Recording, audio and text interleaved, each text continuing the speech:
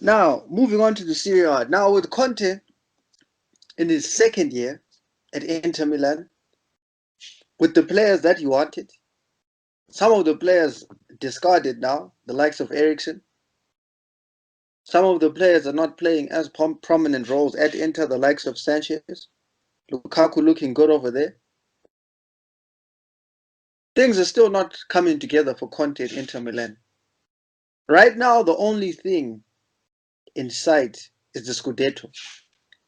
Now, the question is, if Conte doesn't win that title, is this not only a failure of a season, but is it also deserving of a sacking? Siege. I think if Conte doesn't win this, he'll be sacked. And this is purely because of the way Conte comments himself. He publicly makes it known that I didn't get the players that I want. The board's not backing me. I don't have this. I don't have that. And to be honest, I truly believe that the board did back him quite a bit for all the players that he got, even with the Eriksen trade. And with the size of his squad, I do not think that the board at Inter thought that that they'll be literally at this point be challenging for one trophy. I thought that they would have probably thought that, okay, even let's say we're out of the Champions League, we've got the Europa. Nope, you came last in your group, which is worrying. Okay, in the Coppa Italia, you face Juve, you beat them before, you into a dominant. You come, nope, you fail to beat that side. So now, and in the Scudetto, it's not like Inter are leaps and bounds ahead. Yes, the first currently, but it's still a close race. So it gets you asking, all right, Conte, you've now got literally one trophy to focus on with your squad. What would be your excuse for losing it? After the complaints you had last season of not getting the players you want, and the board then backed you and got you Lukaku, got you Sanchez, and got you spent quite a lump sum. You complained again this season, but no one could buy the season. So and my issue is just that fact that he publicly complains and publicly will keep saying that the board isn't doing this for me, isn't doing this for me. And he's got the highest salary in Syria, I think over double the next salary within Syria. The board will look at it. Maybe that might be the thing that saves him, but they'll look at it and like, so what exactly are we paying for if you're not going to win any trophy in 2 years? As much as compared to what you did at Chelsea and Juventus, that you got trophies there, but what's failing when we're backing you? And you now just have one thing, one job, one thing to focus on, and you're still failing at that against teams that are playing in multiple cup competitions.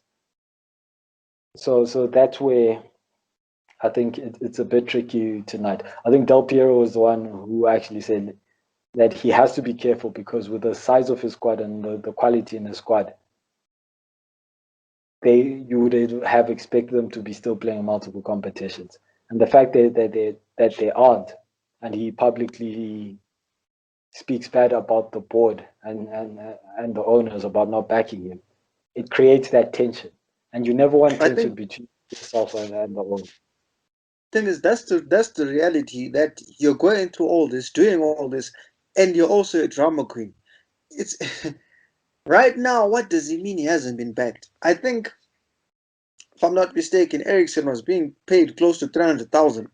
You know, over there at Inter Milan. It doesn't make sense. Them taking on Sanchez's contract from Man United. There's so many elements that display that this man has been backed. You know, and he's still not producing results. And I think just the talking is not going to do him any good.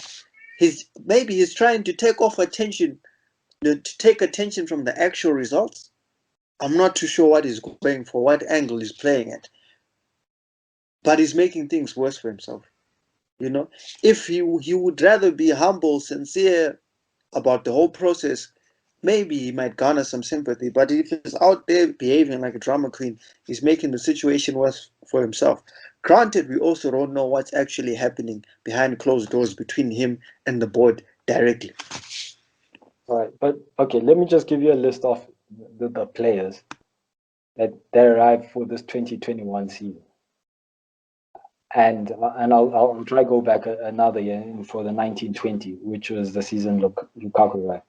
You got Ashraf Hakimi for 40 million. You got Nico Barella, he was on loan the previous season, so they had to pay 28 million. You got Stefano Sensi, 20 million. Alexander Kolarov, Alexis Sanchez, Arturo Vidal, Matteo Damian, just to name a few. And with this season, it cost them 100 million. Last season, who did they get? They got Lukaku, they got Christian Eriksen, they got Matteo Politano.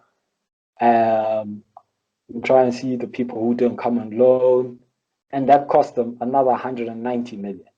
So in 2 seasons, you spent 300 million of a team for a team that wasn't in the Champions League prior, that's still building up. So they spent 300 million on their new coach in 2 seasons. Not many teams can do that, especially in the Serie A. So where's your complaint that you haven't been backed? And for me, that's the issue. Compared to absolutely everyone, I think that they've even spent more, if I'm to look back, than Juventus in those 2 seasons. So where haven't you been backed in those 2 No, seasons? Sort of it's 300 an million. it's an absolute fallacy. I mean, Garabo's been quiet for a while now. I'm sure he's on that filter-ridden explore page of his on Instagram. Garabo, we're doing a show Nah, here. guys. You know Goodness sake. what? Let me put it this way, right?